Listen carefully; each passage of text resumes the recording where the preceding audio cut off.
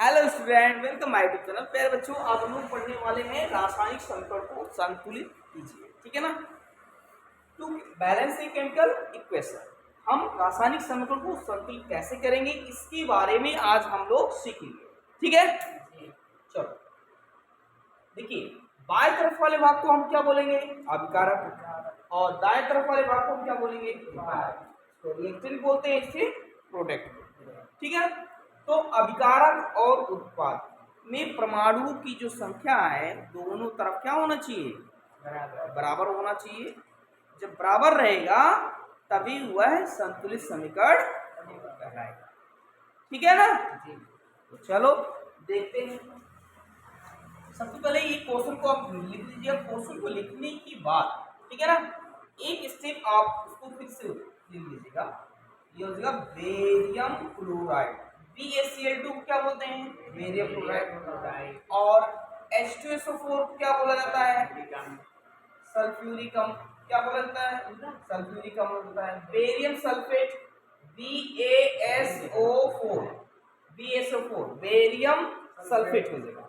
HCl hydrochloric अम्ल। HCl को क्या बोलेंगे? हाइड्रोक्लोरिक अम्ल। अब देखिएगा जरा, बेरियम क्लोराइड में यहाँ देखिएगा बेरियम की संख्या कितनी है? एक। इधर एक है ना। अब उधर चेक करिए, बेरियम की संख्या कितनी है? एक। तो दोनों तरफ बेरियम का बराबर हो गया। ठीक है, अब देखिएगा इसका क्लोरीन का, इसका क्लोरीन का। अब क्लोरीन का जो है, इसमें कितने परमाणु हैं? दो परमाणु हैं क्लोरीन के। इधर देखिएगा क्लोरीन के कितने हैं? एक है। अब तो बैलेंस नहीं है ना, तो हम क्या करेंगे? यहाँ दो से गुणा करेंगे। अगर आपने ऐसे कर दिया तो गलत हो जाएगा। ठीक है ना, ऐसा नहीं करना है आपको, ऐसे करना है। केवल आप गुणा करके ही बैलेंस कर पाओगे। ठीक है, उसमें आप जोड़ करके नहीं।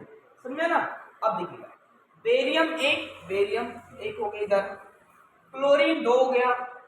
दो का गुणा आप इसमें करोगे क्लोरीन में, यहाँ एक है ना, दो एक का दो क्लोरीन हो गया। अब ये बराबर हो गया नहीं हो गया? देखिए हाइड्रोजन दो एक कम दो, दो अभी हाइड्रोजन हो गया। सल्फर एक, ऑक्सीजन यहाँ 4 है, ऑक्सीजन भी क्या हो गया? 4। तो ये कौन सा समीकरण हो गया? संतुलित समीकरण। तो यहाँ लिख देंगे, अतः ये कौन सा समीकरण है? संतुलित। अतः यह संतुलित समीकरण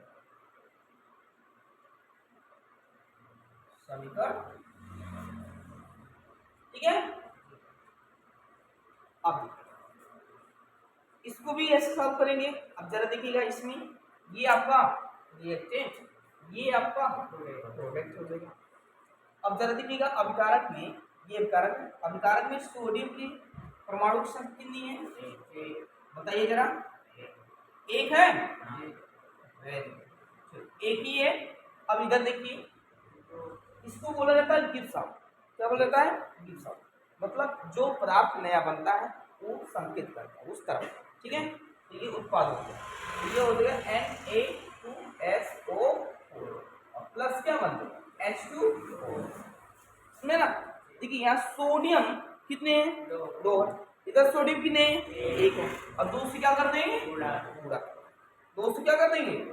गुणा कर देंगे। समझे ना। तो यहाँ सोडियम दो हो गए, इधर से मैंने गुणा किया तो दो सोडियम हो गया, दो एकम दो। अब देखिए, दो एकम दो, यहाँ दो ऑक्सीजन हो गया, दो एकम दो, और यहाँ चार। कितने हुए? यहाँ देखिए 4 ऑक्सीजन, और यहाँ कितना? कहाँ दो दिख रहा है तुम्हें? एक है। तो 5 में बैलेंस नहीं है, तो हम क्या करेंगे? इसमें दो से गुणा। अब देखिएगा, यहाँ 4 और दो एकम दो, तो 4 और 2 क्या हो जाएगा? 6 हो जाएगा। ये बैलेंस हो गया।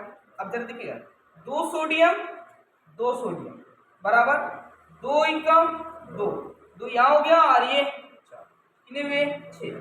तो ये हो गया 4 और दो एकम दो, तो ये 2 4 6 हो गया, 4 2 6।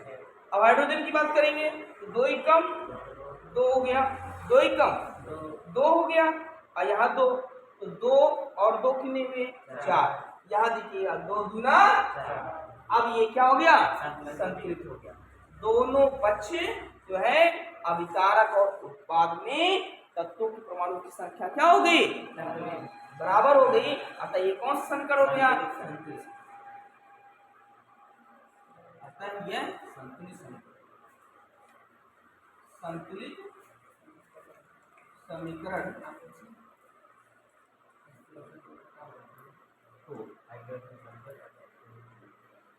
बस ऐसे ही आपको करना है, ठीक है ना। तो वीडियो अच्छा लगे तो लाइक और सब्सक्राइब करना मत भूलिएगा बच्चों, और इस वीडियो को अधिक से अधिक बच्चों के बीच में शेयर करिए।